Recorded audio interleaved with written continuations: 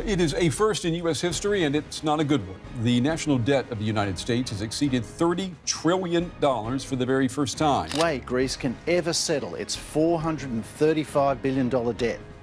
Our next story is from Pakistan, a country on the path of default. Sri Lanka has been suspending all of its foreign debt payments after running out of money to pay for things like food and fuel. And so, Endo, we have higher than expected Japanese inflation. Whether you are from a rich country or a low GDP, low income country, debt is everywhere. So much so that in 2022, global debt will surpass $300 trillion, which is almost 3 times the global GDP. We are all burning cash really very fast. Psst, I hear that some are also printing cash very fast. But does debt impact a rich versus a poor country in the same way? Most importantly, do the citizens of a rich versus a poor country suffer the same consequences of national debt? What should you, as a citizen of either of these nations, do in such times to protect your own life, your wealth, your job, your business, and your grocery budget? This video answers all these questions, so wait until the end of the video to learn how to prepare yourself and your money to face the next few years if you live in a country with debt issues. And if you already like the idea behind this video, subscribe to our channel for more videos like this. So let's begin. A country has to spend money on various critical things: public infrastructure like roads, airports, buses, etc., schools, colleges, and healthcare for citizen welfare, and industrial parks, seaports, etc. to boost trade. Generally, all countries make their revenue from taxes or public sector enterprises, but often the earnings fall short. So, the country takes on debt and borrows from the International Monetary Fund or other countries, or it issues bonds to its own citizens. This is called national or sovereign debt. Next, let's learn how a nation qualifies for debt. When you go shopping for that flashy new black Tesla for $60,000 or a new swanky home for $1 million, the bank will want to know your current income and current loans to calculate the debt-to-income ratio to estimate whether you can pay back your loans each month or not. Similarly, creditors assess a country's national debt and ability to take more loans by looking at its debt-to-GDP ratio and decide whether to provide loans to that country. Now, let's look at this KPI for all the countries here. Do you notice some strange things? Japan is at the top, and the USA, Canada, and Singapore are quite close. Basically, some of the richest and most developed nations have a high debt, and no one is concerned about their ability to pay it back. But then there are developed nations like Greece, Portugal, and Spain that are all over the news for their debt crisis. And at the same time, the not-so-rich developing countries like Sri Lanka and Pakistan have much lower debt-to-GDP ratios. Yet they can't pay their loans, and no one is coming to bail them out. What could be wrong here? Well, it all depends on the ability of the nations to repay their debt. So, what are the ways to pay back these national debts? The first 2 ways we are going to talk about are part of what's called an austerity scheme. First, the government can increase its earnings by raising taxes, but people will not be happy, and chances are the government might just lose the next elections.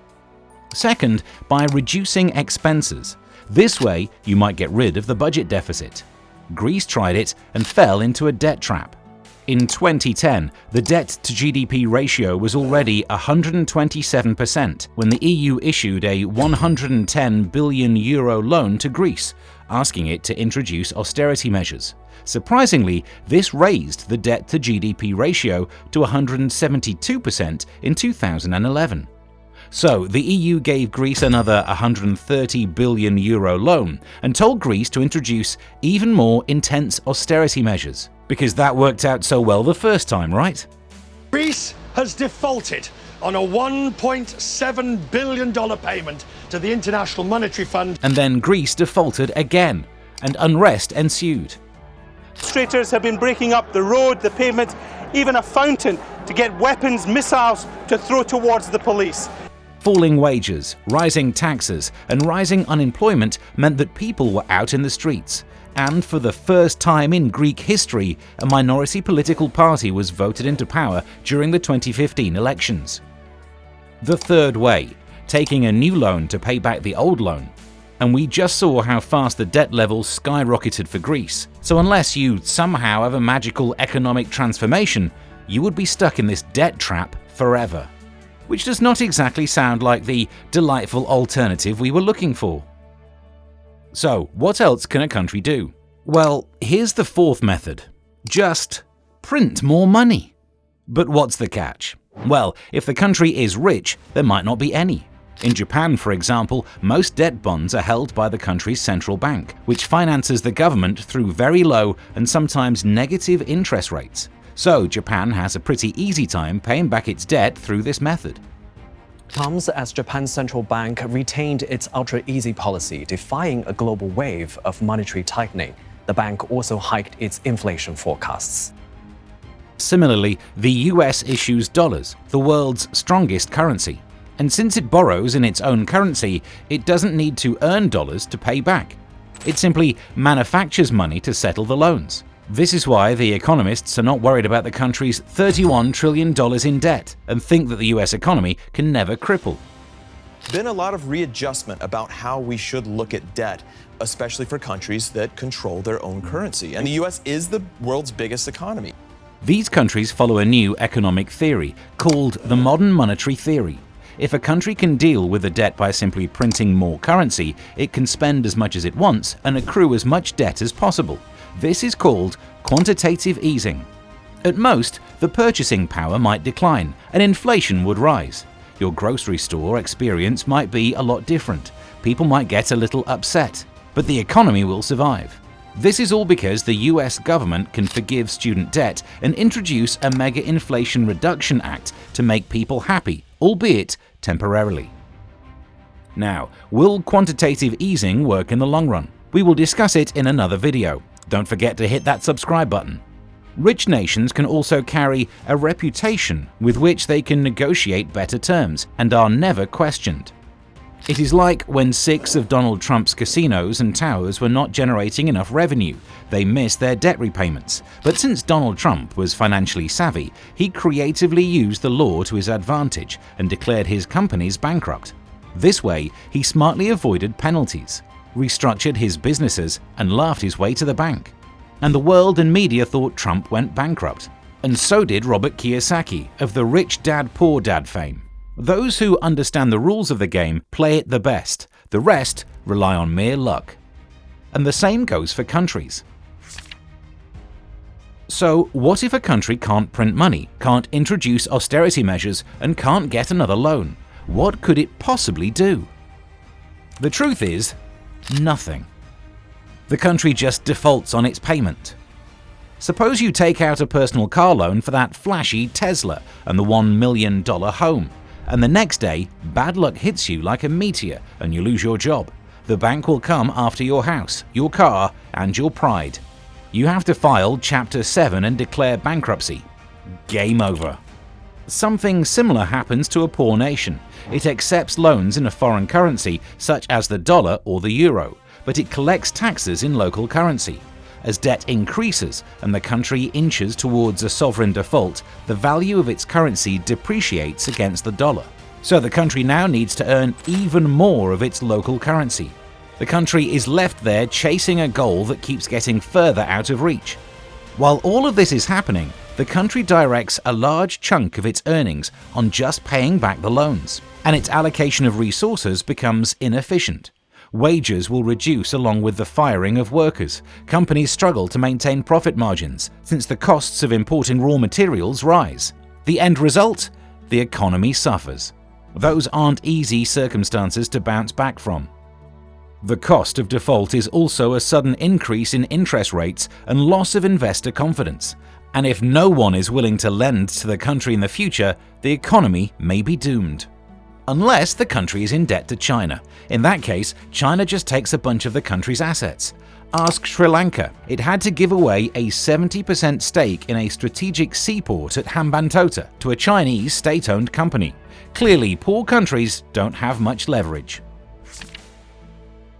Now, here is the final part you've been waiting for. If you are from a developed country and your country's debt becomes the talk of the town, you can get by. Just manage your finances better. Cut down on spending that is unnecessary and wasteful. Save your coins. You may have to downsize your grocery list and budget things more carefully. You can use the 50-30-20 rule. 50% of income goes to the needs like food, fuel and shelter. 30% to wants that may be like a new iPhone. And 20% to savings. But since many live from paycheck to paycheck, the 50-30-20 rule might not be easy to implement. In that case, budget your income in whichever way is most feasible and make sure that a portion of it is going into a savings account that earns something. Take help from some popular apps like Mint, Pocket Guard, and EveryDollar that track your spending habits and help you save more. However, if you're from a developing country, brace yourself. Here are some of the things that could happen. With most of the tax collection being used to pay back the debt, your economy will slow down. Inflation would set in at a staggering pace. Reduced wages and downsizing would mean that your job is unstable. First, it may be time to polish your resumes and build new skills. Research what skills are in demand in today's times. Second, build up enough savings to last you through at least 3 to 6 months of a period where you may be searching for another job. You may have to cut down on your expenses and manage your assets better. Third, buy goods from your local businesses. Not only will they be cheaper than imported ones, but you may be redirecting your money to those needing it the most. Support the small businesses that will struggle the most. Fourth, build multiple sources of income. Look for remote jobs that pay in dollars. This would make sure you don't suffer from the rapidly reducing purchasing power of your local currency. Use the skills you have to start an online business. Just make sure you have a backup source of income.